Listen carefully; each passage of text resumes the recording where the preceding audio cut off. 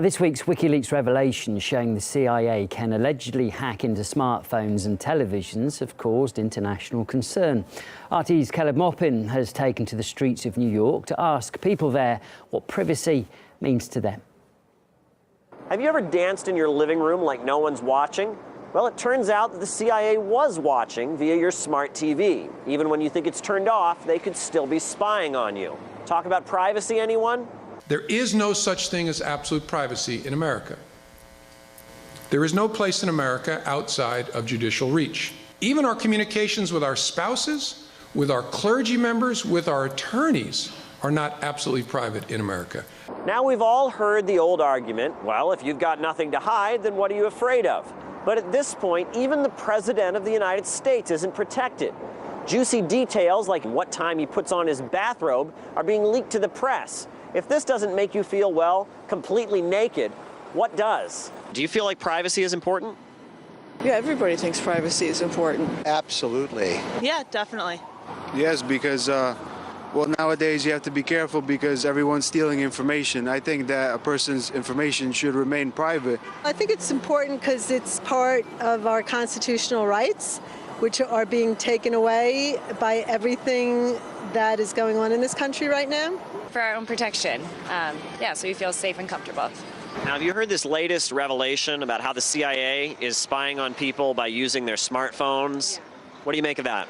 I think it's ridiculous. It's completely an invasion of our privacy, for sure.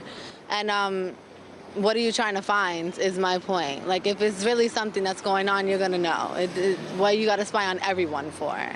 A lot of our privacy is really diminishing. There's no more privacy. That's finished. The name Edward Snowden, can you tell us what he's famous for? I couldn't tell you. Does that ring any bells, the name Edward Snowden? No. Nothing comes to mind? No. I don't know who that is. Nothing comes to mind? No. WikiLeaks, I believe. Yeah. Can you tell us more about him? No. Do you feel like people are just getting used to knowing that the government could be listening to them at any time? I think so.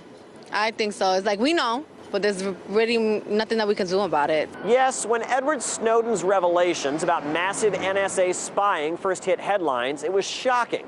But now, 4 years later, it's old news and barely anyone remembers. So are Americans just going to adjust to this latest spying scandal? Or is no privacy the new reality? We're really being challenged in America for our personal liberties, and we should be very concerned about it. I think liberty and the protection of privacy has been knocked down a big notch with what's been going on in the last several years. Our CIA and FBI has been spying on us for a long time, and it looks like it can get worse. But they do not have even the technical legal right. They've been told by Congress they're not allowed to do this. We used to pride ourselves on the Fourth Amendment and our privacy, and privacy was the essence of liberty. And now it's sort of given up, and people don't seem to even complain that much about it. But I think this revelation that WikiLeaks has come up with is really very, very important, and how invasive it is on what the people have been doing and how they can turn it around and blame Russia for all the hacking. And here it's probably the CIA that's been doing it. I think this whole idea that we've lost our privacy and it could get a lot worse, that they can just click into our TVs or our automobiles or anything and listen to everything we say and do. It's astounding. Well, as you heard there, amid the media firestorm surrounding the WikiLeaks revelations, Russia was once again blamed as a potential source of the disclosures. We spoke to security experts about the leaks. I think they probably have come from a CIA contractor or former contractor. I think that we should assume that whatever the CIA does, it's probably the best in the world or pretty darn close to the best. And I think that they would not make so stupid or silly a mistake as to accidentally leave clues like we've seen in WikiLeaks. My point being, if we're seeing Russian script, for example, in code, I would bet a paycheck that it was the CIA that put it there. I was the lone voice in the wilderness the last time I was on RT, just a couple of months ago, saying that it cannot possibly be the Russians for a number of reasons.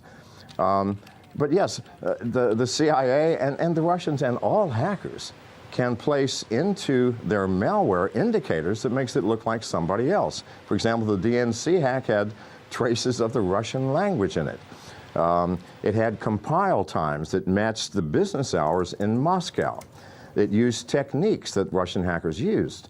However, if it was truly Russia, the state, that did the hack, they are far more clever than to leave those traces in the program. Think about it for a minute. Just in, a new and dramatic release from WikiLeaks as it posts thousands of documents it says come from the CIA's Center for Cyber Intelligence. Benjamin Hall, live in London with more. Benjamin.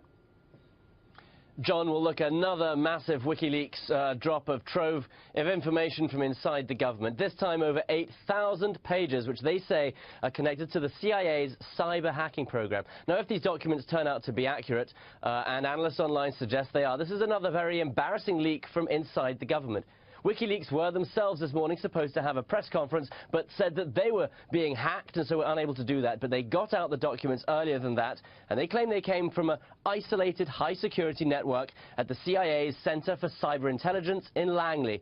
The trove, they say, has been circulated among former government hackers and contractors. It's claimed that some of the remote hacking programs can turn electronic devices into recording and transmitting stations to spy on their targets, and with the information then being sent back to secret CIA servers. The documents include information on CIA-developed malware intended to target iPhones, Android phones, smart TVs and other operating systems.